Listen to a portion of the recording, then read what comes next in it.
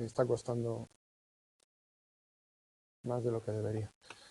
Vale, pues vamos allá. Bueno, si recordáis de la semana pasada, comenzamos viendo esta diferenciación entre motivos innatos y motivos aprendidos, que veremos en el siguiente tema y que tienen la particularidad de ser motivos que solo aparecen en el ser humano, o por lo menos que hayamos investigado. Ya sabéis que el contexto cultural es prácticamente específico del ser humano, aunque bueno, se puede hablar de cierto contexto cultural en algunas otras especies, pero todos esos motivos aprendidos se dice que son específicos del ser humano y además solamente han sido investigados en el ser humano. Ya los veremos, son los motivos de logro, afiliación y poder, aunque por supuesto hay muchos más, veremos los más importantes. Vimos también el mecanismo común, específico, en el que se basan todos los motivos innatos que vamos a ver. Y vamos a trabajar 4 motivos innatos. De nuevo, no es porque sean los únicos que existen. Hay multitud de motivos que pueden, o de elementos que determinan nuestra conducta, que pueden pensarse o que pueden decirse que son innatos. Pero nos vamos a limitar a 4 específicos, porque también son los más estudiados y quizás los más importantes. Y conociendo los mecanismos de estos 4, podemos extrapolarlos a otros de los motivos innatos que no vamos a ver aquí. Ya sabéis, 3 que tienen que ver con la supervivencia del individuo y otro que tiene que ver con la supervivencia de la especie. En este caso, la motivación sexual o el sexo. Bueno, ¿cuál es la finalidad de estos motivos? Pues ya sabéis, sobre todo, mantener al organismo en condiciones óptimas, es decir, hacer posible la supervivencia. En general, esto quiere decir que son autorregulatorios, es decir, que sirven para mantener el organismo en óptimas condiciones. Y eso hace que podamos sobrevivir. Básicamente, si no comemos, si no bebemos, si no dormimos y, bueno, ya sabéis. Entonces no podemos sobrevivir. No lo habéis pillado, estáis dormidos. No, habéis quedado ahí. Bueno, esa para casa luego. Bueno, importante, que sean biológicos, que estén determinados genéticamente o que hay una predisposición genética muy fuerte para las conductas que nos hacen satisfacer estos motivos, no significa que sean conductas reflejas, que sean conductas automáticas. Son todo conductas propositivas, conductas que se ponen en marcha, que son complejas y que son volitivas, es decir, que hay voluntad de hacerlas. No son reflejos, como podría ser el reflejo típico de cuando nos dan un golpe en la rodilla y estiramos la pierna, o otros reflejos como cuando soplas en un ojo y se cierra el párpado. Eso es un reflejo. Esto no son reflejos y, de hecho, tienen una gran variabilidad, sobre todo en el ser humano, porque este tipo de conductas no son fijas, sino que pueden variar en función del aprendizaje, en función del contexto, en función de la situación. Ya veremos que hay una gran variabilidad dentro de todos los seres vivos y en especial en el ser humano.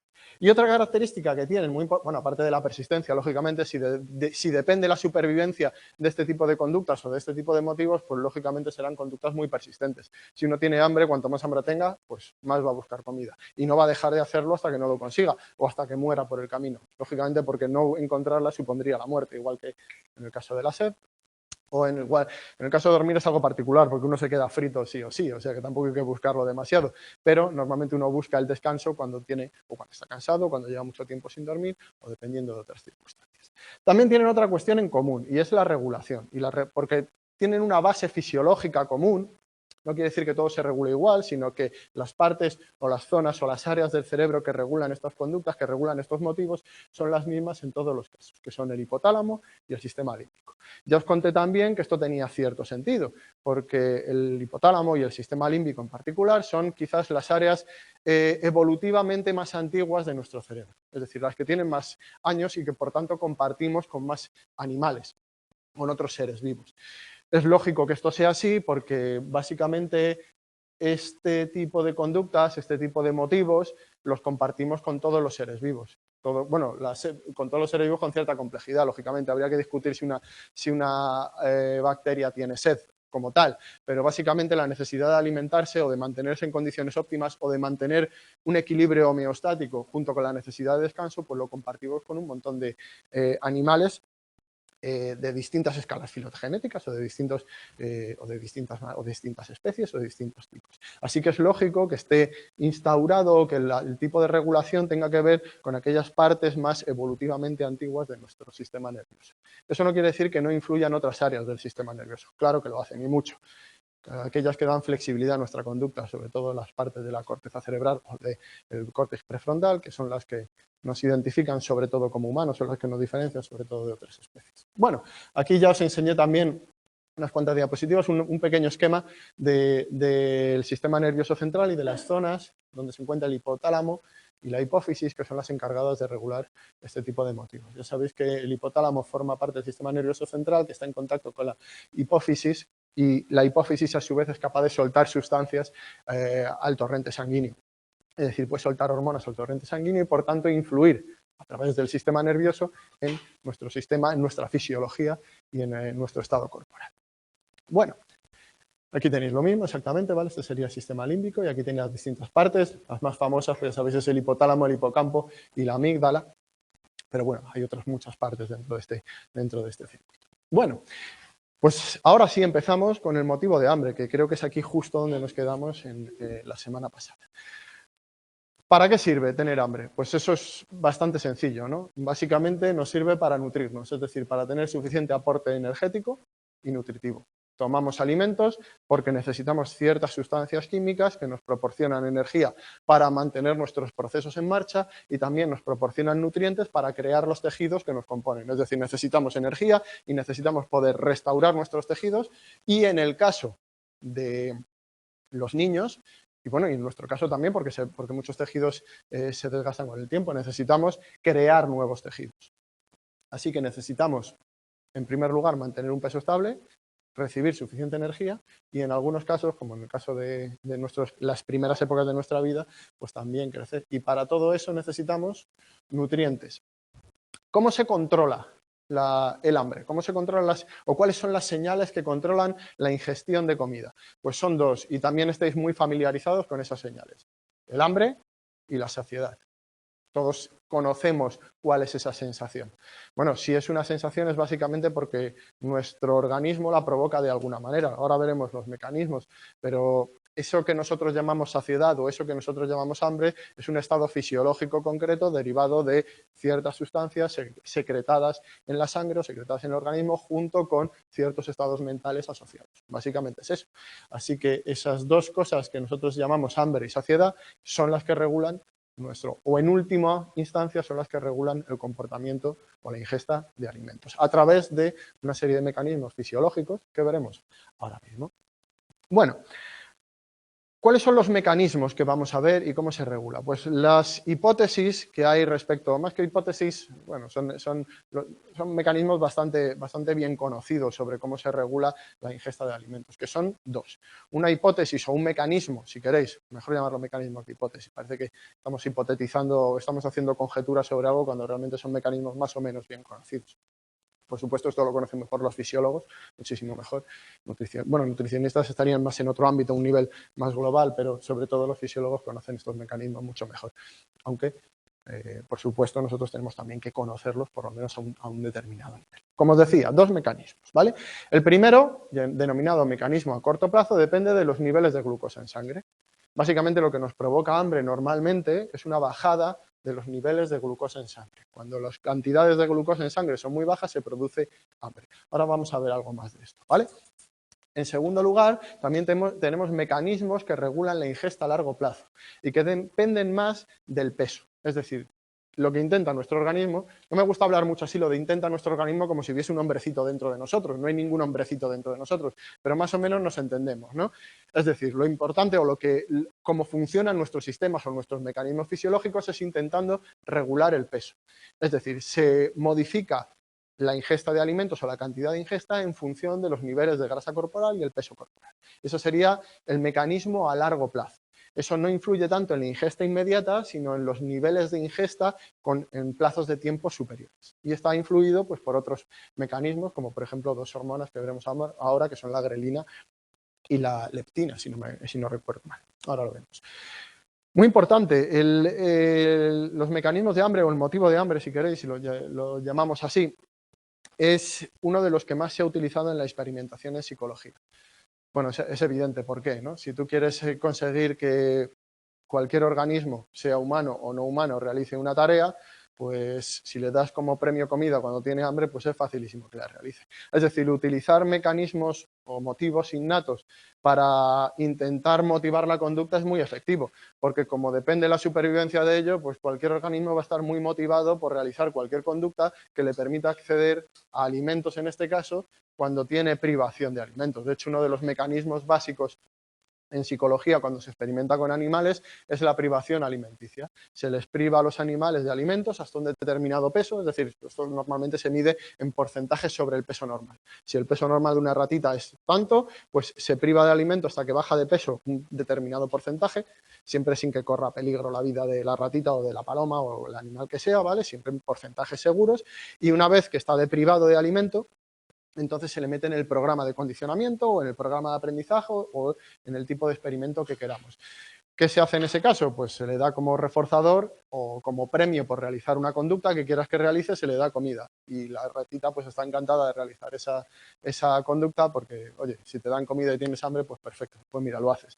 Igual que haríamos nosotros, exactamente. Y de hecho lo hacemos normalmente porque cuando nosotros le damos a una máquina de refrescos, la diferencia entre eso y una caja de Skinner es bastante escasa, por no decir nula.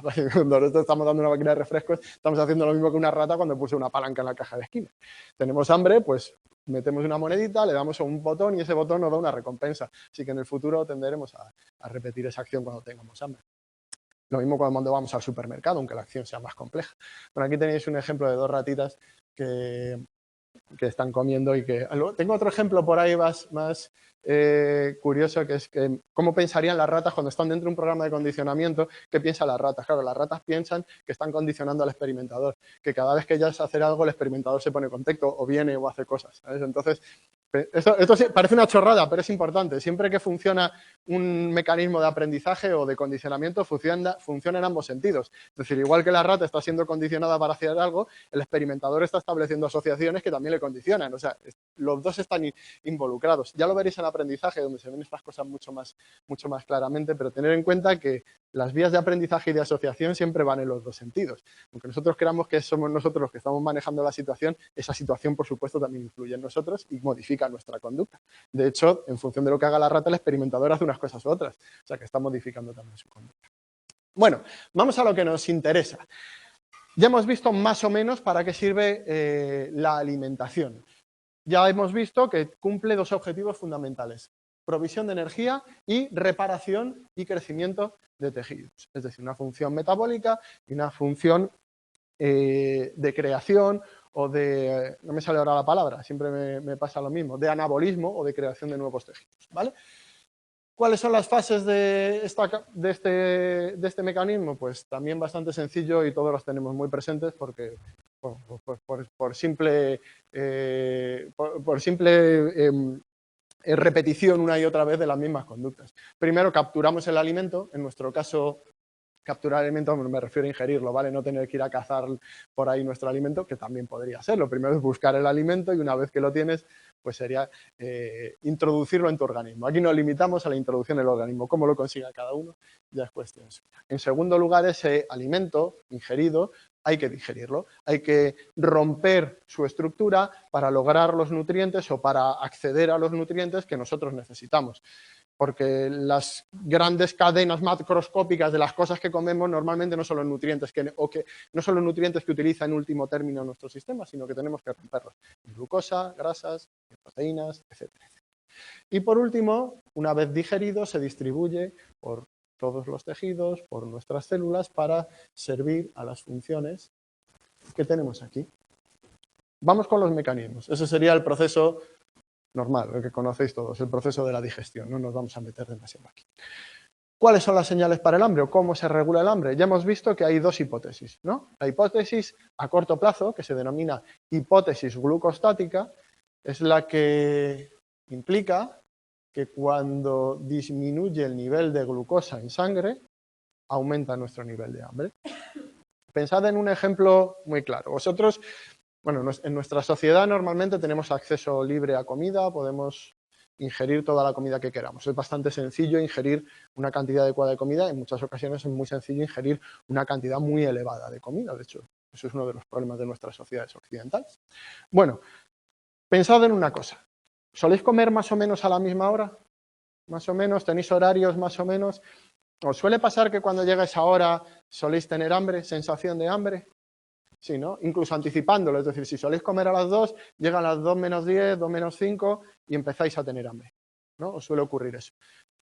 Y la pregunta es, ¿De verdad creéis que ese hambre que sentís es porque tenéis un déficit en la cantidad de alimentos, en la cantidad de nutrientes que ponga en peligro vuestra vida? No. O sea,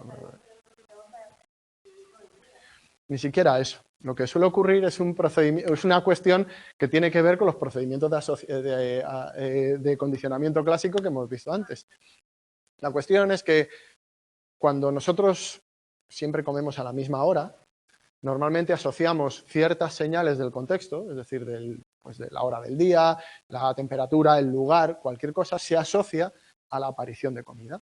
Y cuando nosotros comemos se provocan una serie de reacciones fisiológicas que tienen que ver con la digestión y con el hecho de tener que preparar al cuerpo para recibir alimento para que pueda digerirlo y utilizarlo. Cuando eso lo hacemos durante toda nuestra vida, y lo hacemos muchas veces a lo largo de nuestra vida, ciertas señales del contexto se asocian a la comida y cuando se asocian a la comida provocan una respuesta condicionada que tiene que ver o que es muy parecida a la propia reacción que provoca la comida. ¿Qué quiere decir esto? Que si cuando ingerimos comida lo primero que hace nuestro organismo es segregar un montón de insulina para poder, una vez digerida, retirar la glucosa de la sangre y llevarla el glucógeno al hígado o convertirlo en grasa, etcétera, etcétera, pues si nosotros siempre comemos a la misma hora, antes de esa ingesta se va a provocar una descarga de insulina en nuestro cuerpo, incluso antes de que hayamos comido nada, incluso antes de haber hecho nada. Esa es la sensación de hambre. Normalmente esa sensación de hambre que tenemos va asociada a la bajada de glucosa en sangre provocada por una descarga anticipatoria de insulina en nuestro torrente sanguíneo, nuestro flujo sanguíneo. ¿Vale? Esa es normalmente la sensación de hambre que tenemos. Como veis, está muy relacionado con esta hipótesis glucostática, es decir, que los niveles de azúcar en sangre son los que regulan esa sensación de hambre que solemos tener. Normalmente ocurre, también puede ocurrir por otras razones, aunque no estéis esperando comida, si habéis hecho un ejercicio muy intenso, habéis comido poco en otras situaciones, también baja el nivel de glucosa en sangre, no por la descarga de insulina, sino porque se está agotando y a lo mejor no hay tiempo a que las reservas de grasa suplan con nueva glucosa a través de las transformaciones que se hacen, con nueva glucosa suplan los déficits que hay, por ejemplo, después de un ejercicio intenso, y también se activan estos mecanismos. Ese es el primer mecanismo. Esto regularía la ingesta de manera rápida. Bajan los niveles de glucosa, tenemos hambre. Pero también hay una regulación a largo plazo, que es lo que denominamos aquí hipótesis lipostática. ¿Cómo se hace esto? Bueno, pues a través, primero, de las dos hormonas, una de las cuales ya hemos visto. ¿Conocéis?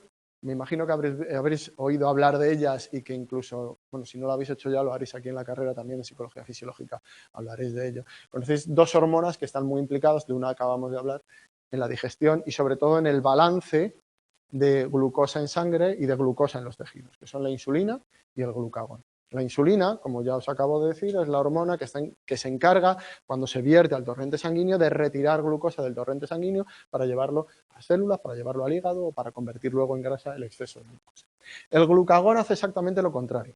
Cuando hay un déficit de glucosa en el organismo, se encarga de llevarlo desde los tejidos o desde el hígado, por ejemplo, donde está en forma de glucógeno, a la sangre. Bueno, pues estas dos hormonas controlan, están también involucradas en la regulación del hambre a largo plazo. ¿Por qué? Pues porque su segregación, su mayor o menor segregación, que como habéis visto tiene mucho que ver con el apetito, porque el apetito a su vez tiene que ver con los niveles de glucosa en sangre, el nivel en el que se segregan tiene mucho que ver con el peso corporal y con las variaciones de peso corporal.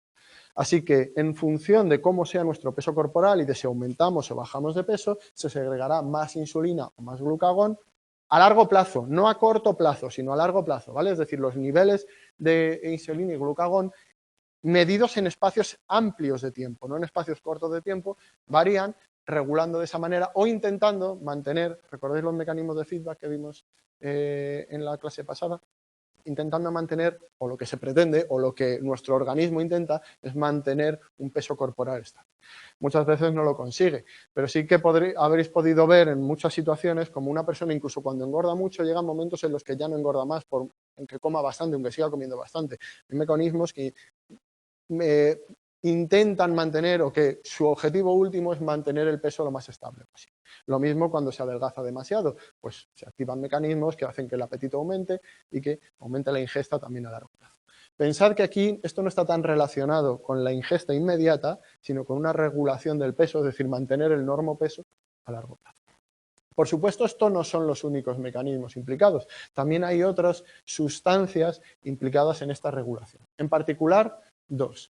Parece ser que tanto la sustancia denominada grelina, como la leptina, también son reguladores del apetito y de la saciedad y de nuestro peso, por tanto, a largo plazo. Por un lado, la grelina aumenta nuestro apetito en función del momento del día, aunque también a largo plazo modifica sus valores en función del peso del organismo y de otras circunstancias. Pero la grelina determina o aumenta nuestro apetito, es decir, cuanto más grelina tengamos en el torrente sanguíneo, mayor apetito tenemos. La leptina hace la función contraria. Cuanto mayor leptina, si no recuerdo mal ahora, cuanto mayor cantidad de leptina, menor apetito. Las personas con mucho peso normalmente segregan menos leptina y eso hace que tengan más apetito, ¿vale? Pero estoy pensando si alguno mira el libro y lo estoy diciendo mal o lo estoy diciendo al revés, decírmelo, porque estoy pensando ahora que a veces le doy la vuelta a esto, pero si no recuerdo mal, es así. La grelina aumenta el apetito, la leptina, cuando aumenta el nivel de leptina, disminuye nuestro apetito, ¿vale? Bueno, esto está muy bien a nivel terminal, es decir, cómo en última instancia se modifica nuestro apetito a través de ciertas sustancias que varían en nuestro organismo. Pero para que estas sustancias se viertan en el organismo o aparezcan en el organismo, tiene que haber algo que le diga a nuestro organismo que las secrete o tienen que modificarse de alguna manera. Así que tiene que haber un mecanismo controlador de estas sustancias y ese mecanismo controlador es el hipotálamo. El hipotálamo, por cierto, a través de la hipófisis. Ya sabéis, el hipotálamo es parte del sistema nervioso y enviaría señales a la hipófisis para que se segreguen ciertas sustancias que son las que en última instancia modifican todo este entramado que estábamos viendo. Y en el hipotálamo tenemos al menos dos núcleos involucrados en la regulación de la sensación de hambre y del apetito. Por un lado, el hipotálamo lateral, que es el encargado de inducir la sensación de hambre. Es decir, cuando se activa, por decirlo de alguna manera sencilla, cuando se activa el hipotálamo lateral, aumenta nuestra sensación de hambre. Fijaros una cuestión muy curiosa, porque esto se ha investigado mucho con animales, y en animales y que en humanos, lógicamente, esto no se puede hacer, aunque vamos a ver un síndrome que tiene que ver con esto. Y en animales sí que se ha investigado lesionando este núcleo. Lesionamos el hipotálamo lateral. ¿Y qué ocurre si lesionamos el hipotálamo lateral y el hipotálamo lateral no funciona? Pierdes el apetito. Si el hipotálamo lateral está relacionado con la sensación de hambre, el funcionamiento del hipotálamo lateral, extirparlo o lesionarlo o inhibir su funcionamiento disminuye el apetito. Es decir, las ratas a las que se le lesiona el núcleo lateral del hipotálamo pierden el apetito y no comen. Lógicamente, si la lesión es permanente, mueren, ¿vale? Hay muchas maneras de lesionar no permanentemente. Se puede hacer con frío, se puede hacer con descargas eléctricas, hacer una lesión que no sea permanente, sino que se recupera al poco tiempo. Pero si es por ejemplo, por un tumor o porque se ha extirpado o por cualquier otra cosa, las ratas terminan muriendo. ¿Qué pasa si lesionamos el hipotálamo ventromedial? El hipotálamo ventromedial está relacionado justo con lo contrario, con la sensación o con la ausencia de sensación de hambre o con la sensación de saciedad, es decir, con inhibir el apetito. Si la actividad del hipotálamo ventromedial inhibe el apetito, es decir, es un marcador o envía marcadores de saciedad al organismo, si lo lesionamos, ¿qué ocurrirá? Aumenta el apetito. Es decir, las ratitas a las que se le lesiona el núcleo ventromedial o los núcleos ventromediales del hipotálamo, si por ejemplo se extirpa o se lesiona de alguna manera, aumentan su apetito de una manera inusitada. De hecho, porque tiene un apetito que se llama furor, que es una ansia irrefrenable por la comida.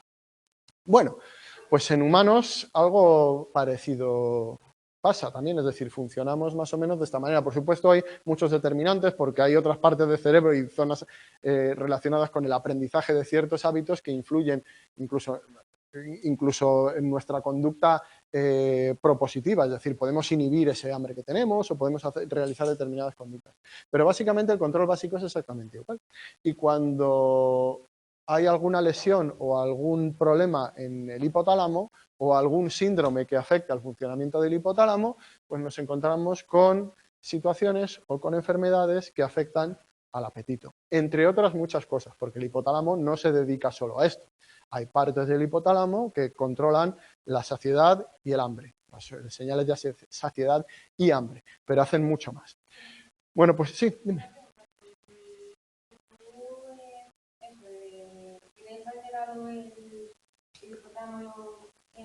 Ventromedial. O sea, vale que no tenga la sensación de saciedad, pero, o sea, de satisfacción, pero, yo sé, no te duele la tripa, no, ese es el problema. Te terminaría doliendo la tripa, pero vomitarías. Es decir, al final expulsan la comida. Pero piensa que nosotros dejamos de comer por una sensación específica, que es la sensación de saciedad. ¿Vale? No tienes más ganas de comer. Es que no es un dolor de tripa. Bueno, a ver, si tú hinchas demasiado tu tripa de comida, entonces te duele.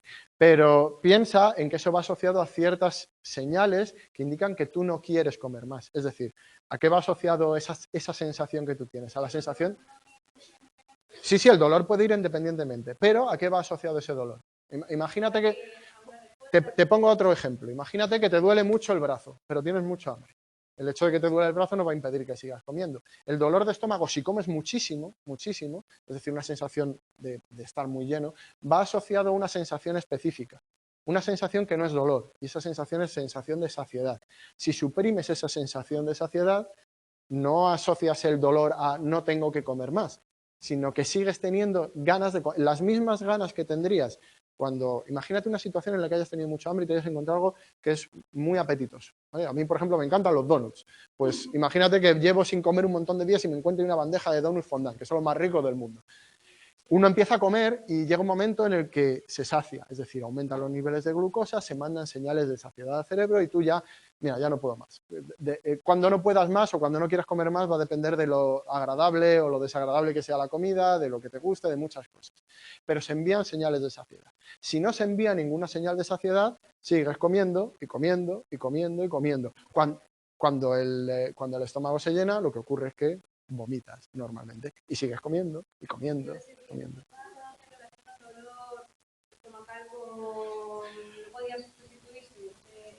Es decir, si lo que quieres decir es que el dolor te va a impedir comer, sí, va a llegar un momento en el que el dolor y la sensación de tener el estómago muy lleno te va a impedir comer. Pero esa sensación te va a llegar cuando vas a terminar vomitando y vas a seguir comiendo. Porque como sigues teniendo hambre, es decir, la sensación de hambre la sigues teniendo, pues seguirás comiendo, ¿vale? Eso es lo que le pasa a las ratas. En humanos la cosa es más compleja porque a pesar de que tú no te... Os habrá pasado muchas veces que habéis parado de comer aunque seguís teniendo hambre. Es decir, en humanos nosotros no paramos simplemente por señales de saciedad. Nuestra conducta es mucho más compleja y a veces paramos de comer aunque no estemos llenos del todo porque sabemos que hemos comido demasiado, ¿vale? Pero en ratitas lo que ocurre es que empiezan a comer. De hecho, habréis visto muchos animales que incluso no teniendo lesionado el hipotálamo ventromedial se ponen a comer hasta que vomitan. Yo recuerdo al perro de un amigo que se encontró 5 o 7 kilos de chuletas cuando era cachorrito, se las comió todas y cuando llegaron a casa se lo encontraron que era una bola que rodaba, o sea, pero una cosa tremenda, vomitó todo, bueno, una cosa tremenda. Y o sea que si no se activan esas señales de saciedad, no hay esa sensación de no me duele porque estoy muy lleno y no voy a comer más porque estoy completamente saciado. Se suprime eso, aunque por supuesto los efectos de la comida y de que estés lleno hasta arriba, eso no se suprime. Lo que ocurre es que suele haber un reflejo y vomitas, ¿vale? Dime. Y si las señales de saciedad no llegan, ¿sí? Por ejemplo, te pueden llegar ganas de vomitar si tú sientes que no estás saciado. O sea, antes de que tú sientas que estás saciado, puedes tener ganas de vomitar. Hombre, pues eso es que influyen muchas cosas en las ganas. No, ahí yo sí que... la cantidad de comida que te has metido en cuerpo. Sí, o sea, si quiere decir que puedes tener ganas de vomitar por la cantidad de comida, sí, puedes vomitar por la cantidad de comida. De hecho, no es nada nuevo. Esto lo hacían hasta los romanos en su época. Se ponían a comer hasta arriba, luego vomitaban y seguían comiendo. O sea, que por supuesto, y si ingieres muy rápido también se puede producir un reflejo vagal, incluso cuando bebes muy rápido, si bebes mucho agua muy rápido, también se puede producir un reflejo y vomitar. Pero eso es independiente de estas lesiones, ¿vale? Lo que ocurriría en este caso no es producto de que comas gran cantidad o poco, sino del hecho de que se suprimen esas señales de saciedad y por tanto siempre tienes hambre, siempre tienes sensación de hambre. De hecho, podéis ver este caso, porque este caso es muy particular, y bueno, como todos los casos del síndrome de Prader-Willi, que es una alteración genética, ¿vale? Una alteración en el cromosoma número 15. Tiene muchos efectos, no solamente la cuestión del apetito, retraso mental, ¿qué más tenemos para sin necesidad de beber agua? O sea, no beben agua, perdón, porque nunca tienen sensación de sed, pero bueno, entre otras muchas cosas, lo que produce es una sensación tremenda de hambre, que nunca sacian, nunca son capaces de saciar. Y este caso es el de Adrián, que vive con su familia, y es curioso porque sus padres hablan de este trastorno y precisamente afecta, en este caso, al hipotálamo ventromedial. Y lo que dicen es que tienen que esconder la comida y tienen que evitar que haya ningún tipo de acceso a comida, porque si tiene acceso a comida o a cualquier cosa que parezca comestible, devora cualquier cosa que tenga, porque siempre tiene un hambre voraz. Y de nuevo, imaginaros, no esa sensación de, joder, es que tengo un poco de gusa, voy a comerme una bolsa de Doritos. No es esa sensación. Imaginaros hambre de verdad. Pues como os decía yo el otro día, yo creo que casi ninguno de nosotros, o ninguno, hemos tenido hambre de verdad. Tenemos algo de hambre, algo de apetito, baja nuestro nivel de glucosa y tenemos... El hambre de verdad es otra cosa. El hambre de verdad es tener una privación, en el caso de que esto funcione bien, ¿vale? Sería una privación alimentaria muy severa. En casos de privación alimentaria muy severa, uno hace cosas que no se puede imaginar. Habéis visto la película Viven, alguno, ¿no? Sí, Sí, la de que el avión que se estrella. Bueno, Viven. Es la historia de un equipo, si no recuerdo más, el equipo de rugby argentino, o me estoy equivocando. Un equipo de fútbol o equipo de rugby, no recuerdo. Sí, bueno, para el caso es lo mismo. Bueno, la cuestión es que se estrellan, su avión se estrella en los Andes, si no recuerdo mal también, y no les dan por muerto, al final lo rescatan, pero se pasan bastante tiempo, sobreviven bastantes de ellos y están en mitad de los Andes y nadie va a rescatarles. Y llega un momento en el que empiezan a comerse a los muertos para sobrevivir. Aquellos que están vivos empiezan a comerse a los que ya han muerto para sobrevivir. Sí.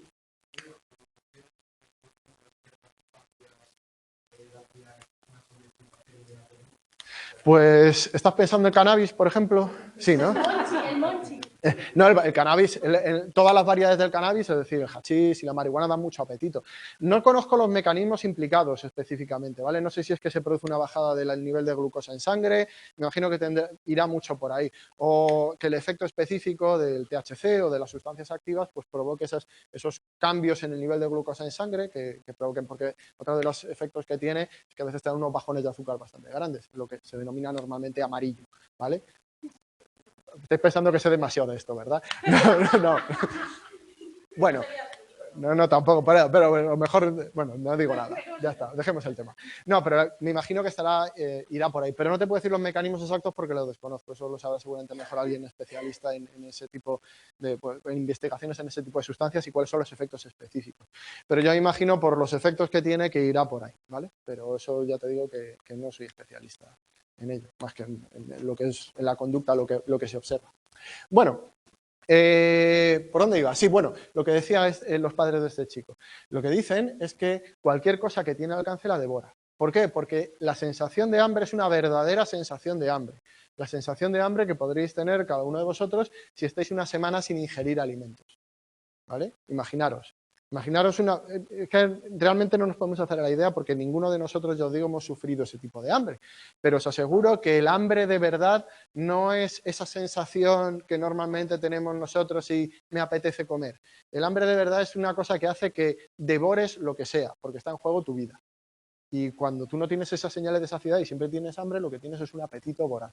Entonces, pues este chico, si no le controlan, pues coge cosas de la basura, cualquier cosa, porque siempre tiene hambre. Entonces, claro, tienes que estar reteniendo constantemente una conducta que le va a llevar a comer lo que sea, porque la sensación que tiene es de muchísimo hambre. Ya os digo, si veis esa película vais a entender un poco por encima y lo que es una verdadera sensación de hambre. Si habláis con gente mayor también que haya vivido la posguerra, pues seguramente también os diráis que vosotros no sabéis lo que es tener hambre. Efectivamente tienen razón. Efectivamente tienen razón, porque nosotros no sabemos lo que es tener hambre. Pero no penséis en la sensación de hambre que tenemos, sino en algo mucho más intenso y que es capaz de hacer pasarte por encima de cualquier cosa que no te imaginabas que ibas a pasar por encima.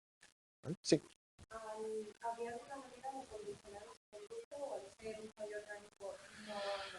A ver, lo que no hay manera es de eliminar esa sensación, pero evidentemente sí hay maneras de intentar refrenar tu conducta. El problema que es, pues que estas personas con síndrome de Prader-Willi también tienen otros problemas asociados y la impulsividad de su conducta es mucho más difícil de refrenar o de evitar. Entonces se juntan varios problemas. Si juntas la discapacidad intelectual con el apetito voraz, con todo esto, pues se hace bastante complicado. Entonces, al final necesitas una familia que esté controlando y que pues, sí, es un drama lo que dicen ellos. Dice, ojalá no hubiese Navidades, porque imaginaros aquello, pues puede ser una cosa tremenda. Es un caso, es un síndrome bastante raro, pero habéis visto que este tipo de síndromes provocan problemas muy grandes a las personas que lo sufren. Pues ahí ya sí que me pierdo, no lo sé. No sé si habrá algún tipo de medicación, si se podrá... No lo sé. Mira, si me da tiempo lo busco, pero eso es que no tengo ni idea. ¿Para qué? ¿Para qué? Pues para que a lo mejor no sienta ese... No, no es un problema de sustancias en el cuerpo, es un problema o de cuánto alimento hay o cuánto suero hay o lo que sea. Es un problema de no funcionamiento de las... Pensar que todo lo que nosotros sentimos, todo lo que nosotros notamos, nuestras sensaciones corporales, nuestros sentimientos, nuestros pensamientos, todos parten de nuestro cerebro, no de cuestiones periféricas. Es decir, tú no tienes más o menos hambre porque haya más o menos cantidad de cosas en tu cuerpo, las tienes porque hay unos mecanismos en nuestro sistema nervioso que provocan ciertas sensaciones. Es decir, que la conducta depende de nuestro sistema nervioso, no de cuestiones periféricas. Si funciona esto bien, hay cuestiones periféricas que ayudan a que se den señales de saciedad, pero si esto no funciona, ya me dirás tú. O sea, no es como si uno tiene los ojos perfectamente, pero su corteza visual pues se la han quitado. Pues por mucho que sus ojos funcionen bien, no va a haber nada, porque si no hay corteza visual, no hay visión, ¿vale? Pues venía a poneros un ejemplo más o menos de cómo sería la cosa.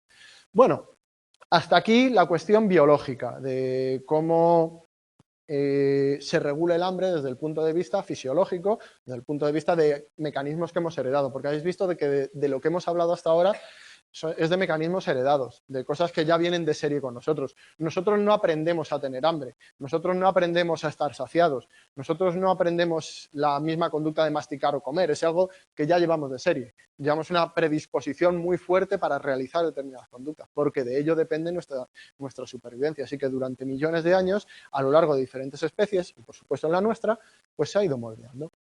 Pero en los humanos esto es muchísimo más complejo, como ya os decía. En general, esto es una regla que casi podéis aplicar bueno, a casi todo realmente. Cuanto más complejo es el sistema nervioso de un organismo, más modificable, más variable y más flexible es su conducta. Y como nuestro sistema nervioso es bastante complejo y ha crecido bastante y tenemos un cerebro bastante gordo, pues eso hace que nuestra conducta sea muy flexible. Y que todas estas cosas que hemos visto sobre el hambre, sobre la ingesta de comida, sobre el motivo de comer, pues sean muy modificables a través del aprendizaje. Porque la comida, aparte de ser necesaria para sobrevivir, también es, como hemos visto con las ratitas, pues una recompensa muy útil. Y, por supuesto, en humanos también funciona como recompensa, cosa que tiene su lógica, ¿no? Si comer o de comer depende nuestra vida, comer tendrá que ser agradable, porque si fuese desagradable, pues imaginaros, ¿sabes? Si para la especie humana o cualquier especie del planeta comer fuese desagradable, fuese un castigo, fuese un estímulo aversivo, pues nadie querría comer, así que nos moriríamos todos. Así que es lógico que a lo largo de la evolución hayamos desarrollado una atracción por la comida. Lo que pasa es que eso tiene ciertos problemas cuando tenemos tanto acceso a la comida como tenemos en general en las sociedades occidentales, pero eso tenía su sentido. ¿Eso qué quiere decir? Pues que aparte de esa atracción por la comida, también podemos desarrollar a través de mecanismos de aprendizaje ciertos gustos, preferencias y aversiones por la comida. Seguramente os habréis dado cuenta cómo se modifican vuestros gustos a lo largo de vuestra vida y como ciertas cosas que nos gustaban os terminan gustando y como ciertas cosas que antes sí os gustaban terminan no gustando. Como los gustos se modifican y eso depende de un proceso de aprendizaje. En general, ya lo hablamos también, entonces aquí no me voy a detener demasiado, tenemos una cierta propensión a dos tipos de sabores. ¿Os acordáis cuáles eran? Dulce y el salado. ¿Os acordáis, no? Por su relación con la cantidad de grasa y de azúcares, que es nutrientes escasos en la naturaleza y que necesitamos, y también por otro nutriente que es el sodio, ¿vale? El salado también suele tener sodio y también es otro nutriente que necesitamos, un micronutriente muy necesario. Bueno, tenemos esa propensión a esos alimentos, sin embargo, tendemos a evitar otro tipo de sabores. ¿Os acordáis cuáles eran? Ácido y el amargo. El ácido porque suele estar asociado a los alimentos que están en mal estado y el amargo porque la mayoría de los venenos en la naturaleza son alcaloides que tienen sabor amargo, ¿vale? Pero seguro que os gustan cosas amargas. La marmelada de naranja porque le echas la cáscara de la naranja, el brócoli también podría ser un poco amargo, aunque bueno, luego el chocolate negro, un montón de cosas. Esos son sabores o son preferencias aprendidas, que incluso, aunque eso se ve muy bien en los niños pequeños, como hay ciertos sabores que no les gustan nada, por ejemplo el limón. Sin embargo, a otras personas de mayores pues les encanta el limón. Normalmente esas preferencias por el sabor se van a aprender. También hay otra cosa muy importante. En nuestras sociedades, antes lo normal era comer para sobrevivir, pero en nuestra sociedad occidental la mayoría de las veces que comemos no es por hambre. La mayoría de las veces que comemos es en contextos sociales, igual que la mayoría de veces que bebemos. Cuando quedamos con gente, ¿qué hacemos? Alrededor, vamos, por lo menos habrá países en los que menos, pero generalmente si tú quedas con alguien, no te sientas en una silla enfrente de otra y te quedas mirando. Vas a algún sitio, pero siempre hay algo de comida o de bebida entre medias. Eso es un catalizador social.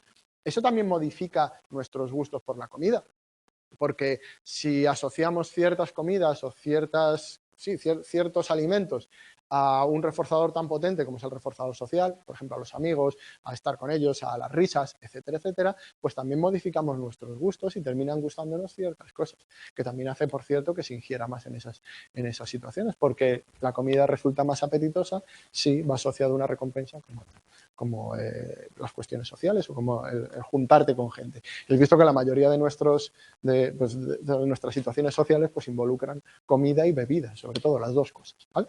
Así que ya veis cómo el aspecto social y el aspecto aprendido determinan mucho nuestra ingesta de comida, no solamente la cuestión biológica. Lo mismo que si estamos trabajando o estamos en una reunión importante, tenemos hambre, pues seguramente no vamos a comer, aunque nuestro cuerpo nos lo pida. ¿Por qué? Porque hemos aprendido que en determinadas situaciones pues no estaría bien visto que tú cojas, te salgas de allí y digas, bueno, yo que ya me voy a comer, ahí os quedáis. Aguantas allí como puedes, ¿vale? Sigues con lo que tienes que hacer y te vas a comer después. Aunque tu cuerpo te esté pidiendo otra cosa, pero sabes que puede haber consecuencias negativas derivadas de tu conducta asociada a la comida. Porque si coges de allí y te vas, por lo mismo al día siguiente te dicen, oye, mira, no vuelvas, o te echan una bronca, o Dios sabe qué, ¿vale? Así que, como veis, nuestra ingesta, nuestro patrón de ingesta y el tipo de alimentos tiene mucho que ver con nuestro contexto social y con nuestro aprendizaje a lo largo de nuestra vida.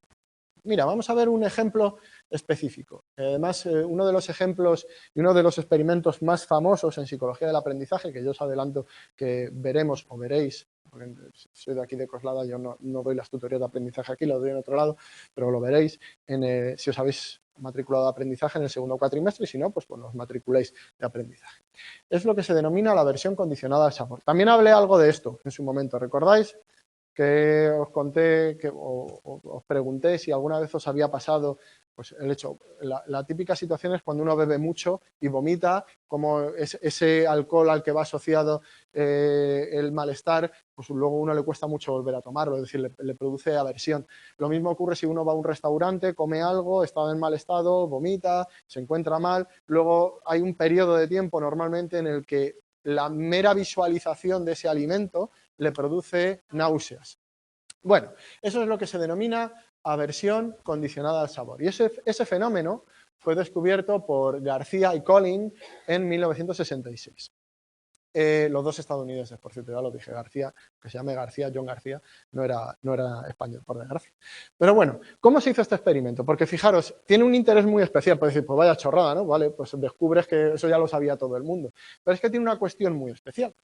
Fijaros cómo es el experimento y ahora os explico por qué es tan especial. En primer lugar, lo que se hacía era coger una serie de ratitas, ¿vale? Y en la primera fase, en lo que se denomina línea base, medían la cantidad de agua con azúcar que ingerían. Es decir, les dejaban en una jaula y les daban agua con azúcar ad libitum. Para que lo vayáis sabiendo también ya para las siguientes asignaturas, ad libitum significa toda la que quieras, ¿vale? Cuando algo pone en un experimento ad libitum, Comida ad libitum quiere decir que toda la comida que quieras, ¿vale? Los buffets libres son ad libitum, ¿vale? La que quieras, toda la que quieras. Bueno, pues se les deja agua ad libitum, agua azucarada, y se ve cuánto ingiere. Normalmente a las ratitas les encanta el agua con azúcar, así que suelen beber bastante, ¿vale? Mides cuánto han bebido, tienes una línea base durante un periodo de tiempo. Después, en una segunda fase, empieza la fase de condicionamiento, y ahí se dividen las ratas en dos grupos. Uno de los grupos se le da o no se le hace absolutamente nada, ¿vale? Simplemente beben agua azucarada, ellas beben la que quieren, fin del asunto. Simplemente beben el agua azucarada. Pero hay otro grupo de ratas en el que después de que beban agua azucarada se les inyecta cloruro de litio. El cloruro de litio es una sustancia que provoca náuseas, ¿vale? Así que en cuanto han bebido agua o un tiempo después, y esto es lo importante, el tiempo que pasa aquí, un tiempo después se les inyecta cloruro de litio. Y las ratas pues les provoca náuseas y malestar. Y después, en una tercera fase, les metemos en una cajita o en una caja de Skinner o en alguna otra, normalmente es una caja de Skinner. Y les damos a elegir entre el agua azucarada que han bebido y algún otro elemento, algún otro reforzador, o simplemente les ponemos el agua azucarada. Y lo que medimos es la cantidad de agua que beben, de agua azucarada. Las ratitas que no se les inyectó el cloruro de litio, pues siguen, lógicamente, bebiendo la misma cantidad, les sigue gustando lo mismo. Pero las ratitas a las que se le inyectó cloruro de litio después de haber bebido agua azucarada, dejan de beber agua azucarada. Básicamente es lo mismo fenómeno que hemos explicado en humanos, ¿no? Y diréis, ¿y esto por qué es importante? Si ya se sabe más o menos o todo el mundo se sabe. Bueno, pues porque prácticamente viola todas las reglas del aprendizaje asociativo. Todo lo que entendemos por aprendizaje asociativo y las reglas que sigue, este tipo de aprendizaje las viola. Normalmente para que se asocien dos estímulos, es decir, para que un estímulo se asocie a la aparición de otro, en el condicionamiento clásico de toda la vida, se necesitan dos cosas. Una gran cantidad de emparejamientos. Si habéis intentado entrenar un perrito a que haga algo o si habéis observado cualquier conducta o habéis realizado cualquier procedimiento de condicionamiento, en este caso operante, con vuestras mascotas, lo entenderéis. Y dos, que haya contigüidad, o más que contigüidad, contingencia entre los elementos, entre los estímulos. Ya lo entenderéis esto. Pero aquí fijaros que se produce con un solo ensayo y pueden pasar horas entre que se administró el agua azucarada y la inyección. Pensad en vosotros mismos, si os ha pasado esto, ¿cuándo empecéis a sentiros mal después de comer algo que esté en mal estado? Horas después. Y sin embargo, asociáis ese malestar a una comida que habéis ingerido horas antes y paséis a tener una que se denomina aversión condicionada. Pensadla de cosas que han pasado en ese intervalo que podrían asociarse a la inyección de cloruro o a las náuseas que sintáis, en el caso de los humanos. Hay un montón, y sin embargo, se asocian en un solo ensayo y con intervalos temporales de horas, cosa que no ocurre en ningún otro tipo de aprendizaje. La aversión condicionada durará un tiempo X, pero se puede ir, ¿no? Pueden volver a termina extinguiéndose, sí, termina habiendo un periodo de extinción al cabo del tiempo. Durante un tiempo tienen cierta aversión, va disminuyendo, eso se denomina extinción, ¿vale? También lo veréis en aprendizaje. La cuestión es, y la pregunta es, ¿por qué creéis que ocurre esto? ¿Por qué este aprendizaje tan rápido y con tanta demora? Tiene su porqué, lógicamente. Aunque viole todas las reglas del aprendizaje, tiene su porqué. Porque vomitar no es agradable. Por ahí va, por la supervivencia. Claro, pensar que la supervivencia aquí es muy importante. A ver, si vosotros vais a un restaurante y os ponen algo en mal estado, ¿qué hacéis? Lo primero, no vuelves. Vale, pues eso es. Si no lo aprendes eso rápido, vas a volver al restaurante y te vas a volver a poner malo. Las ratitas no van a restaurantes, pero lo que aprenden muy rápido es que si algo les ha sentado mal, mejor no volver a comer. Y lógicamente las ratitas que aprenden eso rápido sobreviven más que las ratitas que no lo aprenden y vuelven a beber la misma cosa que las pone enfermas. Así que este tipo de aprendizaje, es decir, el hecho de aprender muy rápidamente que si ingieres un alimento y después te encuentras mal, no debes volver a ingerir ese alimento, es decir, de asociar rápidamente el malestar con el alimento y que el alimento ese particular, se vuelva aversivo, pues es muy importante para la supervivencia. Así que este mecanismo es importantísimo para la supervivencia de las especies. Si no, imaginaros, va a beber una ratita o otro animal, va a beber a un charco, se pone malo. Y como no lo asocia, porque se necesitan muchos ensayos de aprendizaje y contigüidad entre ellos, pues vuelve otra vez. Bueno, al final se va a morir. Así que este tipo de aprendizaje es muy bueno, ¿vale? Y ya habéis visto que en humanos sigue funcionando. Es un mecanismo de supervivencia bastante útil. ¿Qué más? Sí, dime. Nada, que en la anterior diapositiva ponía náuseas después de la inyección del cloruro de litio. Eso es lo que provoca el cloruro de litio, provoca náuseas. Sí, pero ¿por qué abajo, sin tener inyección de nada, también pone náuseas? Porque me he equivocado. Porque está muy bien, ¿vale? Está muy bien. Aquí a ver, no, espérate, perdón, no, me he equivocado. No os he puesto los dos grupos. Esta es la primera fase, ¿vale? Agua azucarada, inyección de cloruro de litio, ¿vale? Que es el estímulo incondicionado. Es que todavía no habéis dado aprendizaje, entonces esta parte es más difícil de explicar. Esto sería el estímulo neutro que se convierte en condicionado, este es el estímulo incondicionado y esta la respuesta incondicionada. Es decir, el cloruro de litio provoca una respuesta de manera natural, sin ningún tipo de aprendizaje, que son las náuseas, ¿vale? Esa es la respuesta incondicionada. Cuando se asocia el agua azucarada y se transforma en un estímulo condicionado al cloruro de litio, que es el estímulo incondicionado, entonces el estímulo condicionado, que es el agua azucarada, provoca una respuesta condicionada, que en este caso es similar a la respuesta incondicionada que provoca el cloruro de litio. Pero esta respuesta es por la asociación entre ambos y lo provoca directamente el agua azucarada. Todo este rollo que os acabo de contar lo vais a ver en aprendizaje con más detenimiento, ¿vale? Y estos son los elementos básicos de un condicionamiento clásico, ¿vale?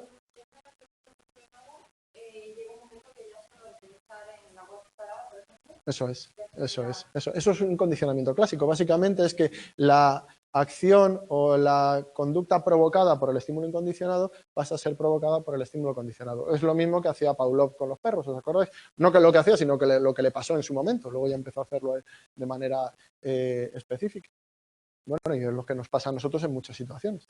En aprendizaje yo digo que se meterá más en esto. No me voy a meter demasiado porque si no, no acabamos. ¿Qué influye también en nuestra ingesta? Y que no tiene que ver con la biología o con la predisposición, sino con el aprendizaje. Pues diferentes características de la comida. Por ejemplo, su textura, su temperatura, su aspecto. También eso se condiciona y también asociamos determinadas características de la comida a ciertos reforzadores o a ciertos sabores y por tanto hacen que sean más o menos apetecibles. Y también una cuestión muy específica o muy importante, que es lo que denominamos saciedad sensorial específica. ¿Os ha pasado también alguna vez que coméis de algo mucho durante mucho tiempo y acabáis hasta las narices de eso, aunque os gustase mucho, y durante un tiempo no lo consumís? Eso es lo que se denomina saciedad sensorial específica. Yo os adelanto que ocurre también con las bebidas, ¿vale? Con la conducta de beber. ¿Por qué ocurre esto? Bueno, es una manera también heredada de muchos organismos de mantener cierta variedad en la dieta, sobre todo para asegurarnos de que se ingieren todos los nutrientes posibles o la mayor variedad de nutrientes posibles. Cuando comes algo específico, mucho tiempo, pues tu cuerpo va generando, o tu organismo va generando una menor apetencia por esos alimentos. Ojo, no ocurre con todos los alimentos. Hay alimentos y bebidas, como el agua, que no generan esta saciedad sensorial específica. ¿Por qué? Porque suelen contener nutrientes básicos. Por ejemplo, los alimentos o la sal en general, el agua y algunos otros alimentos ricos en azúcares suelen provocarlo muchísimo menos. ¿Por qué? Porque contienen nutrientes vitales o muy importantes o que son necesarios en grandes cantidades y por tanto esa saciedad se da en menor medida. Es decir, no todos los alimentos lo provocan de la misma manera, ¿vale? Pero es un mecanismo también muy útil porque si te alimentases todo el rato de lo mismo, pues habría muchos nutrientes que no ingerirías y que por tanto te provocarían pues una menor capacidad para sobrevivir, porque si hay un desequilibrio en la cantidad y número de nutrientes, pues se provocan enfermedades o se provocan trastornos. Y por último, esto ya lo hemos visto, así que no me meto más en ello. Otro de los factores importantes en lo que ingerimos y en la conducta de comer, en la motivación de hambre, pues son los factores sociales y culturales, que ya habéis visto, que son la comida en nuestras sociedades no es solamente algo necesario para sobrevivir, sino que también tiene que ver con la diversión y con la interacción social. De hecho, la misma interacción social aumenta mucho la ingesta de alimentos. También lo habréis podido ver como cuando uno está hablando con amigos y si está bebiendo más, suele comer bastante más de lo que suele comer normalmente. Y, por supuesto, hay grandes diferencias culturales en torno a esto. Si veis cómo se distribuye, por ejemplo, uno de los grandes problemas de las sociedades modernas, que es la obesidad, pues si veis cómo se distribuye entre los diferentes países, veréis cómo hay grandes diferencias culturales respecto a lo que se come, respecto a los usos en la comida, respecto al tipo de comida que se come, respecto a los eventos sociales y cómo se estructuran alrededor de la comida, etcétera, etcétera. La sed, que ya veréis que es bastante parecido a la conducta de la comida respecto a las cuestiones aprendidas, ¿vale? No respecto a los mecanismos de regulación, aunque tienen algunas cuestiones comunes. Bueno, ya sabéis para qué sirve beber, ¿no? Básicamente sirve para no deshidratarse, es decir, nuestro cuerpo está compuesto en general por aproximadamente un 70% de agua. El 70% de nuestro cuerpo es agua, más o menos, ¿vale? Puede oscilar un poquito arriba, un poco abajo. Casi todos los organismos, sobre todo, bueno, ni siquiera los más complejos, todos los organismos, su principal componente es el agua. Así que para poder sobrevivir necesitamos mantener los niveles de líquido, agua, básicamente, aunque bebamos otra cosa, básicamente casi todo lo que lleva es agua. Si bebemos un zumo, el 99% es agua. Si bebemos un refresco, el 99% es agua. Si bebemos alcohol de alta graduación, ya no, por eso el alcohol suele deshidratar, ¿vale? Y además inhibe la producción de hormona antidiurética, que lo veremos después. Pero bueno, lo importante es que los mecanismos que controlan la sed sirven para mantener el equilibrio hídrico de nuestro organismo, es decir, para reponer los déficits de agua. Y esto tiene que ver tanto con la ingestión de agua como con la ingestión de sodio, porque no solo necesitamos mantener un nivel de líquido, sino que necesitamos que ese líquido tenga una tonicidad específica, que no sea hipertónico ni hipotónico, sino que tiene que mantener también un equilibrio. Y como a través de los riñones se excreta también sodio, bueno, pues regulamos ambos para que tengamos la cantidad de líquido suficiente y también la tonicidad específica. Por eso cuando uno hace deporte, lo que promocionan muchas en televisión y se vende mucho en los supermercados son bebidas isotónicas, es decir, bebidas que proporcionan tanto líquido como sales minerales que puedes perder a través del sudor o que se pueden excretar en la orina. Por eso aquello de que beber mucha agua es bueno, pero beber muchísima agua no es bueno. Es decir, mucha agua bien o bastante agua bien, muchísima agua no. ¿Por qué? Pues porque si bebes mucha agua también vas a excretar mucho sodio a través de la orina y eso produce una hiponatremia. Y la hiponatremia puede ser grave. No os preocupéis, no os va a pasar porque tiene que ser muy extrema y tenéis que beber muchísima agua y tomar muy poco sodio para que eso pase. Pero bueno, por ejemplo, en un deporte intenso puede ocurrir, ¿vale? Es decir, una pérdida de sodio excesiva. Ya sabéis que el sodio es necesario para que nuestros canales sodio-potasio y para que nuestro sistema nervioso funcione. Así que hay que controlar ambas sustancias, tanto el agua como el sodio. Bueno, esto ya nos dice lo que es el balance hídrico, ¿no? La relación que hay entre lo que bebo y lo que pierdo a través de la sudoración, de las heces, de la orina, etcétera, etcétera, etcétera. Y también de lo que ingiero de sodio y de lo que pierdo de sodio. Pues el objetivo de todo esto es mantener, a través de la respiración, también se pierde de agua, por cierto, que se me olvidaba decirlo, es mantener ese balance hídrico. ¿Y cómo está distribuida la cantidad de agua en nuestro organismo? Pues aquí tenéis en el libro, ¿vale? Esto es una imagen que tenéis en el libro, lo podéis ver ahí también. De esta manera, más o menos, ¿vale? De esta manera. El líquido, el agua, puede estar dentro de nuestras células. La mayoría del líquido que tenemos en nuestro organismo está dentro de las células. El 67% del agua total. Si somos el 70% agua, pues el 67% de ese 70%, ¿vale? El 67% de ese 70%, del total de agua, no de nosotros, es fluido intracelular. El 26% es fluido intersticial, es decir, fluido que está entre las células, fuera de la membrana celular, pero no en vasos sanguíneos, entre las células. Cuando uno se da un golpe y hay un edema, normalmente es fluido intersticial, el que se ve, o esa masa que se forma suele ser fluido intersticial, ¿vale? Fluido entre las células. El 7% del total de agua está dentro de los vasos sanguíneos, fluido intravascular. Y son 4 litros más o menos, o sea, imaginaos si tenemos agua. 4 litros me refiero es el volumen que tenemos sanguíneo, no todo es agua, lógicamente. De hecho, casi la mitad son glóbulos rojos, el 40 y pico %, incluso más de 50 en algunas personas. Pero puede haber hasta 2 litros y pico o 2 litros de agua en el fluido intravascular, aproximadamente. Y una pequeña parte es fluido cefalorraquídeo, el fluido que hay entre las membranas del cerebro y de nuestro sistema nervioso. Bueno, pues ahí también se aloja una pequeña cantidad de agua. Vale, ¿y cómo regulamos esto? Pues igual que con el hambre, tenemos 2 mecanismos diferentes que regulan la ingesta de líquido, la ingesta de agua, que son lo que denominamos sed volémica y sed osmótica. La sed volémica es bastante sencilla. Cuando perdemos volumen de agua intravascular, es decir, cuando nuestros vasos sanguíneos pierden una cantidad determinada de agua, pensar que el agua que excretamos a través de la orina pues está filtrada por los riñones, a los riñones llega unas venas y arterias muy gordas, llegan unas arterias muy gordas que pasan por los riñones y de ahí sale agua que llena la vejiga y que nosotros orinamos. Es decir, que nosotros vamos perdiendo cantidad de volumen de agua, de líquido, de nuestros vasos sanguíneos, ¿vale? Bueno, pues cuando se pierde suficiente cantidad de volumen sanguíneo, de volumen de líquido, entonces se activa un mecanismo que denominamos sed volémica, es decir, te entra sed y esa sed tiene que ver con la pérdida de volumen de los vasos sanguíneos. El hecho de que haya menos cantidad de líquido en los vasos sanguíneos. Ese es un tipo de sed. El segundo es lo que denominamos sed osmótica. También cuando ocurre esto, o también en otras circunstancias, a través de la sudoración, etcétera, lo que puede ocurrir es que aumente la concentración de líquido intersticial. ¿El líquido que estaba fuera de las células? Bueno, como os he dicho antes, nuestros líquidos corporales tienen una concentración específica de solutos, una concentración específica de sales minerales, sobre todo de sodio. ¿Sabéis lo que ocurre cuando dos líquidos con diferentes concentraciones de solutos están en contacto a través de una membrana semipermeable?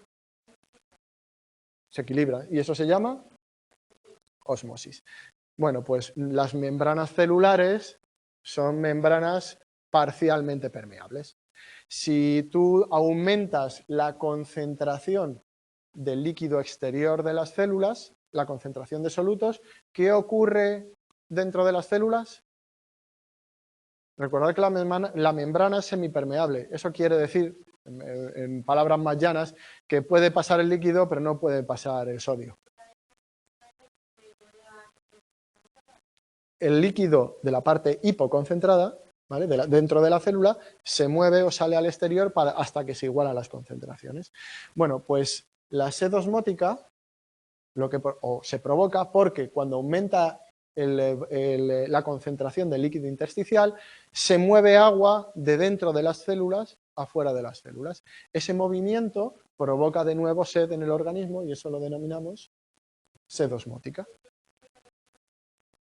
Las dos son deshidratación, ¿vale? Pensad que estos mecanismos están relacionados, aunque aquí hablemos de dos cosas diferentes, no son mecanismos totalmente apartados el uno del otro, sino que cuando uno pierde volumen sanguíneo, pues también va a perder al final líquido intersticial, que a su vez va a provocar que las células pierdan, es decir, al final tú siempre que ingieres agua, la ingieres a través del estómago, que va a los vasos sanguíneos y que después se va a distribuir. Así que la cuestión es que ambas cosas, tanto la sed volémica, que puede ser la que se produzca antes por un exceso, por ejemplo, por un exceso de orina, se puede producir una bajada rápida de la cantidad de volumen sanguíneo, la cantidad de líquido en sangre. Pero a la larga, aunque no se produzca esa bajada tan rápida, la pérdida de líquidos a través de diferentes mecanismos va a provocar la sed osmótica. Pero son mecanismos que están juntos, ¿vale? No son mecanismos separados que no tengan nada que ver uno con otro, ¿vale? La sed volémica tiene mucho más que ver con el hecho de que pierdas agua rápidamente, ¿vale? La otra tiene que ver con procesos de pérdida de agua más lentos, ¿vale? Porque no se perdería volumen rápidamente, pero sí que se iría perdiendo, sobre todo procesos. Pensando que no solamente se pierde agua a través de los riñones, sino que se pierde a través de la respiración, se pierde a través de la sudoración, donde se puede perder grandes cantidades de líquido intersticial y de otros mecanismos, ¿vale? Pero que en esencia son mecanismos conectados, que no penséis en ellos como cosas separadas, ¿vale? No es que haya situaciones. Lógicamente hay situaciones en las que hay más pérdida de líquido intersticial y situaciones en las que hay más pérdida de líquido intravascular, pero que los dos están conectados, ¿vale? Esos serían los dos mecanismos que activan lo que nosotros denominamos sed, las ganas de beber, ¿vale? Estas dos situaciones harían que se activasen mecanismos que hacen que nosotros queramos beber. Básicamente son estos. ¿Y cómo se regula esto a nivel hormonal? Porque eso está muy bien, muy bien. Sentimos sed cuando ocurre todo esto, pero para que nosotros sintamos sed tienen que activarse una serie de sustancias y además para que se regule la cantidad de líquido que ingerimos y que perdemos, también se tienen que activar ciertas sustancias para que ocurra esto. Es decir, esto no ocurre de manera mágica. Bueno, pues esto ocurre normalmente a través de los riñones y a través de dos hormonas que regulan estos mecanismos y que tienen que ver con la regulación de la cantidad de agua y la regulación de la cantidad de sodio. Esas dos hormonas son la vasopresina y la aldosterona. ¿Cómo se regula la saciedad? Es decir, el hecho de que ya no tenga más sed. Bueno, pues normalmente por una serie de receptores en los riñones. Hay una serie de receptores en los riñones que son sensibles a la cantidad de sodio en sangre. Cuando hay suficiente cantidad de sodio en sangre, suelen disminuir las ganas de beber. Aquí hay un proceso complejo entre el equilibrio del sodio, es decir, que se retenga sodio en los riñones y no se excrete, que se retenga más o menos agua en los riñones, y hay un complejo balance entre la cantidad que ingerimos, tanto de sodio como de agua, como de la cantidad que excretamos. Y se regula a través de estas dos hormonas. Una, la aldosterona segregada en las glándulas suprarrenales y otra, la vasopresina, segregada en la neurohipófisis. ¿Os acordáis de la hipófisis? Al lado, debajo del hipotálamo, conectada al hipotálamo. Bueno, pues a través de esto. ¿Para qué sirve cada una de ellas? Bueno, la aldosterona regula los niveles de sodio. A mayor, aquí siempre tengo miedo de decirlo al revés, a mayor cantidad de aldosterona, menor liberación de sodio, ¿no? Si lo he dicho bien, se retiene sodio en los riñones cuando el nivel de secreción es alto, es decir, es una hormona inhibidora de la secreción de sodio. Cuanto mayor es el nivel de sodio, lo estoy diciendo al revés, siempre me equivoco aquí. Cuando hay una gran cantidad, es decir, cuando se libera aldosterona al torrente sanguíneo, se retiene sodio en los riñones, es decir, no se excreta sodio, es una señal. Gran cantidad de aldosterona es una señal para que le digas a tus riñones no eches sodio por la orina, guárdalo, ¿vale? Porque tenemos un déficit de eso. Cuando hay baja cantidad de aldosterona es una señal para los riñones de tenemos demasiado sodio, échalo por la orina, ¿vale? Aquí siempre, darle un par de vueltas, yo siempre me equivoco aquí cuando lo digo, siempre empiezo a pensarlo y termino dándole la vuelta. Con la otra es más fácil, porque hay un truquito para acordarse de ello. La vasopresina se llama hormona antidiurética, ¿vale? Así que si os acordáis de ese nombre vais a saber su acción. Cuando hay un nivel alto de vasopresina, se retiene agua y no se excreta a través de la orina. Es decir, niveles altos de vasopresina hacen que orinemos menos, ¿vale? Se retiene más agua, se retiene el líquido. Niveles bajos de vasopresina hacen que orinemos más, ¿vale? Que se aumente la diuresis. Por eso se llama hormona antidiurética. Inhibe la diuresis, inhibe la excreción de agua. ¿Sabéis cuál es un inhibidor muy famoso de la hormona antidiurética? El alcohol. El alcohol es un inhibidor de la hormona antidiurética. Lo habéis podido comprobar muchas veces, ¿no? Cuando uno bebe alcohol, orina más, mucha más cantidad. No, es que es un inhibidor específico de la hormona antidiurética. De hecho, no debería, por eso el alcohol deshidrata. O sea, al final, cuando bebes alcohol, pierdes gran cantidad de agua. Las resacas en gran parte son por la deshidratación producida por la pérdida de líquidos. Y el alcohol específicamente es un inhibidor de la hormona antidiurética. Por eso aumenta la diuresis muchísimo. Y lo habréis podido comprobar si no bebéis alcohol nunca, no, pero si habéis bebido algo de alcohol, veréis que incluso dosis pequeñas de alcohol provocan una cantidad de diuresis que es desproporcionada en función de las cantidades que se han bebido. Se pierde mucho más líquido que el que se ingiere. Por eso es un inhibidor de la hormona antidiurética. No por eso, sino que es un inhibidor de la hormona antidiurética y el efecto es ese. Pues creo que el café también, pero no lo sé seguro.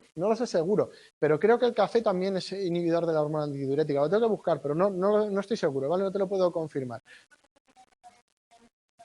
No, es que en el café no lo sé, pero desde luego en el caso del alcohol es simplemente que es un inhibidor específico de esa hormona. Inhibe que esa hormona se secrete y por tanto su efecto. Y como inhibe su efecto, si no hay vasopresina en el organismo, vía libre para los riñones para echar todo el agua que quieran, ¿vale? O sea, que el hecho de que uno no esté orinando constantemente está regulado porque hay suficiente vasopresina. Si no la hay, pues vía libre. Empiezas ahí a echar como un loco. Bueno, factores aprendidos, pues exactamente igual que en la comida. Aquí tampoco me voy a detener mucho porque es exactamente o muy parecido a lo que ya hemos visto. Está regulada por otros mecanismos que no tienen que ver con nuestra predisposición biológica, sino con cuestiones aprendidas y sociales. También con factores culturales y sociales, también con factores específicos de las bebidas, es decir, cómo de agradables sean, su contenido en azúcar. Bebidas azucaradas solemos consumir más cantidad, o dulces, os imagináis por qué, ¿no? Si los alimentos dulces ingerimos más porque suelen estar asociados a nutrientes, como los hidratos de carbono en este caso, pues con las bebidas ocurre lo mismo. Y de nuevo, los factores sociales pues son muy importantes. Incluso el efecto reforzador que tienen, por ejemplo, las bebidas alcohólicas. Las bebidas alcohólicas tienen un efecto reforzador muy claro. Como son psicoactivas, pues producen estados que en dosis más o menos moderadas son agradables y que incluso te permiten mejorar tus relaciones sociales. Así que también actúan como reforzadores. Habéis visto cómo esta ingesta ya no está tan relacionada con la supervivencia, sino con diferentes factores. También ocurre lo mismo, la saciedad sensorial específica también ocurre para determinadas bebidas. También os habrá pasado alguna vez que os gusta mucho algo, bebéis mucho de ese algo, no tiene por qué ser alcohol, una bebida cualquiera, y que uno termina pues agotándose un poco de esa bebida. No ocurre igual para todas las bebidas, pero también ocurre. Para el agua, lógicamente, pues no suele ocurrir. Pero normalmente es un mecanismo que permite que los animales ingieran una gran cantidad de líquidos, porque diferentes líquidos están asociados a diferentes concentraciones de solutos, es decir, de sales minerales, que también son necesarias para la supervivencia. Y bueno, como también os podéis imaginar, hay una gran relación entre el hambre y la sed y cómo se ingieren líquidos y cómo se ingiere comida. Y sobre todo a nivel aprendido, gran cantidad de la ingestión de líquidos está asociada a la ingestión de comida y viceversa. Como podéis ver, y esto es lo importante, tanto el hambre como la sed, a pesar de ser motivos innatos, a pesar de estar determinados biológicamente y controlados por mecanismos fisiológicos heredados, también tienen una gran variabilidad y una gran flexibilidad en la manera en la que se nos presentan.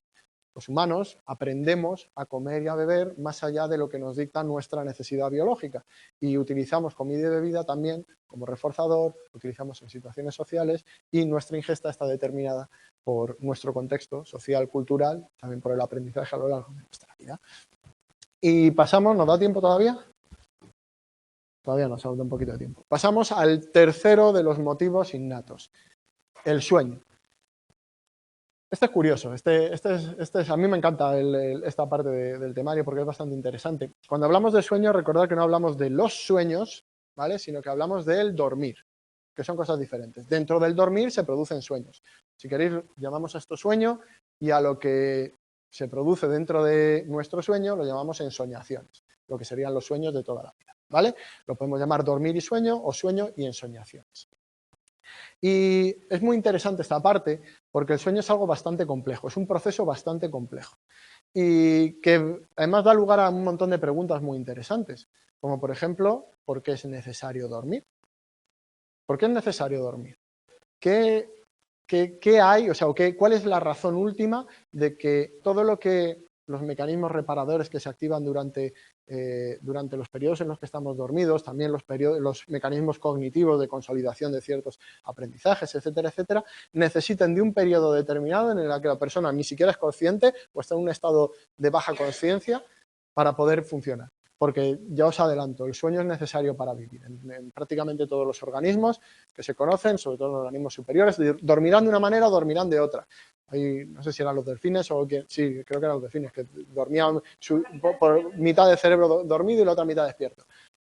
A lo que llamamos dormido y despierto, que básicamente es una diferencia de funcionamiento en el cerebro. Pues eso es lo que es estar dormido o despierto y también en ciertas pautas fisiológicas. Pero es un mecanismo bastante complejo, sí que es verdad que se conocen más o menos bien las funciones, pero siempre llama la atención el hecho de que necesitamos pasar durante gran parte de nuestras vidas por un estado determinado para seguir viviendo. ¿Por qué no podemos hacer esos mismos mecanismos de consolidación estando despiertos? ¿O por qué no podemos recuperar energía o restablecer nuestras funciones en la misma situación pero tumbados sin caer dormidos o por esas fases? Pues eso sí que es una pregunta y un enigma bastante interesante y que ha llevado a una gran cantidad de investigación. De hecho, ahora vamos a ver algunas cosas sobre esto. Bueno, lo importante o lo más importante que tenéis que tener en cuenta es, lo primero ya lo hemos dicho, que es imprescindible para vivir. Los seres vivos, en función también de su complejidad, de nuevo en las bacterias no nos metemos, pero los seres vivos con sistema nervioso necesitan dormir. Cada especie duerme una determinado número de horas. No todos duermen lo mismo ni necesitan la misma cantidad de sueño. Los seres humanos pues estamos en torno a 8. Realmente 8 no es lo necesario para vivir, se puede dormir bastante menos y seguir vivo.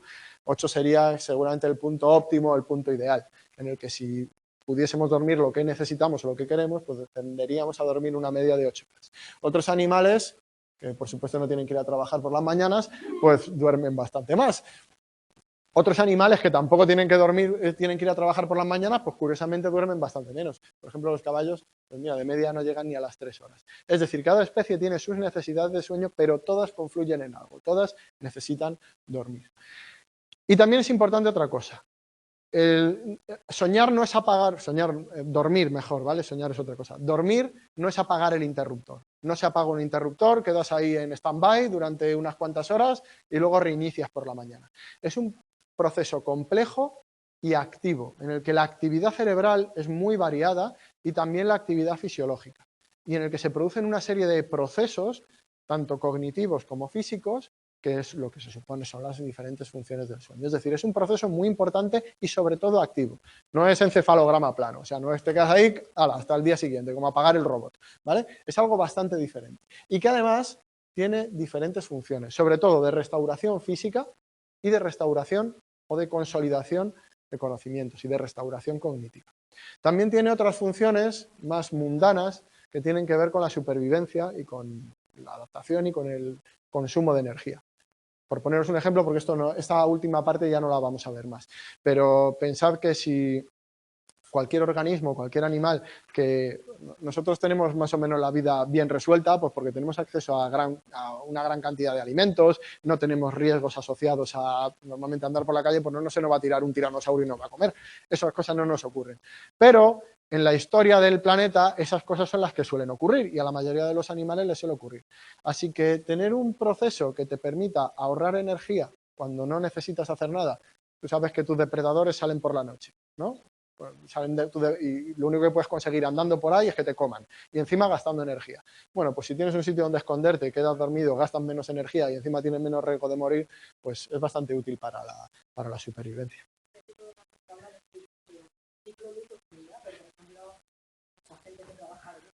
Sí, claro. Claro, es que luego depende de las circunstancias, pero es decir que ¿el qué? Pues ahí hay bastante discusión porque es cierto que casi todos los estudios sobre esto dicen que las personas que trabajan a turnos o que cambian sus horarios o trabajan de noche suelen vivir menos, tienen menor esperanza de vida. Quiero decir, eso no quiere decir que uno que trabaja de noche se vaya a morir, ¿vale? Entenderlo como un estudio, es decir, si tú coges a las personas que trabajan de noche o a turnos y las que trabajan de día, pues la esperanza de vida media es diferente entre unas y otras. ¿Eso quiere decir que una persona que trabaja por la noche no puede llegar a los 100 años? No, pero sí que es verdad que tiene un efecto.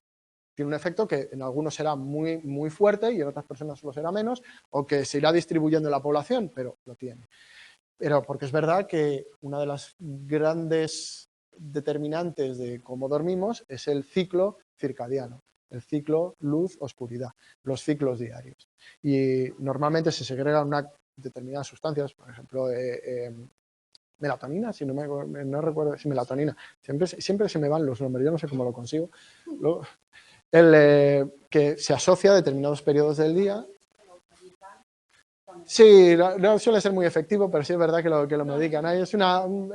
Bueno, sí, es esa hipótesis o esa forma en algunos medicamentos de si esto se produce de manera natural y yo lo doy, entonces hará ese efecto multiplicado. Bueno, hay cierto debate en torno a eso. Pero bueno, que es así, es decir, que se segregan ciertas sustancias que inducen al sueño y que no.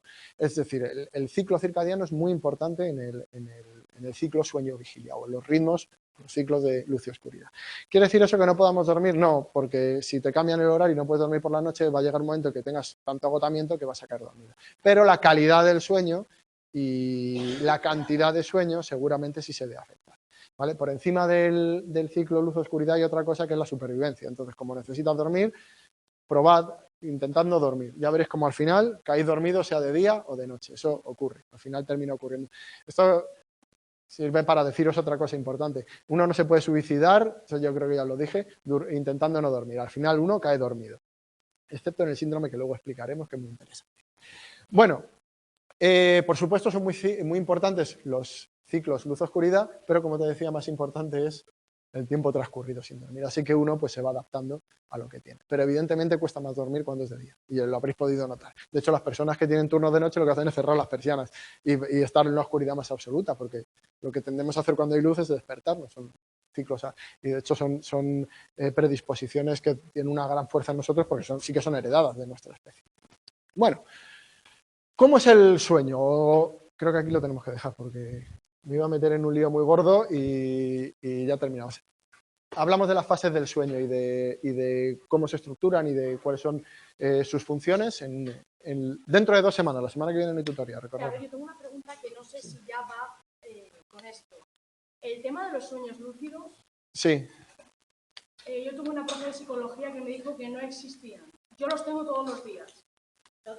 Todos los días. Tengo sueños, pues que sabes que estás soñando y puedes hacer lo que tú quieras.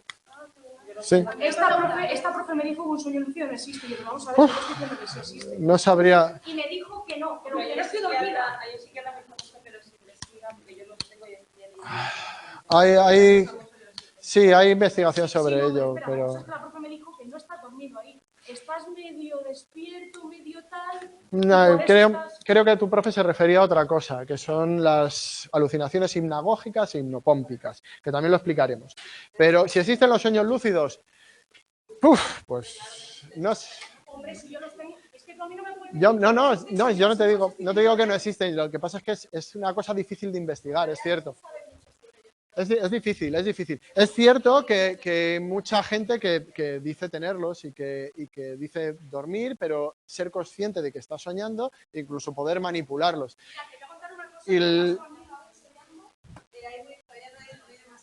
Claro, es una cuestión, pero el fenómeno ocurre. ¿A qué se ha debido o cómo ocurra? Ahí ya es más difícil. Pero evidentemente, como fenómeno, es decir, como hecho de que hay gente que sea por una razón o por otra, siente eso existe y por tanto merece investigación. Sí, hombre, como... Mira, yo no sé si a Paloma le ha pasado, pero a mí... Chicos. Sí, efectivamente, chicos, la sociedad sensorial también ocurre por más cosas, pero sobre todo es una cuestión, o desde el punto de vista biológico, una cuestión de nutrientes. Hola, Nuri, ¿qué tal? A ver, que... Ahora, ya me voy...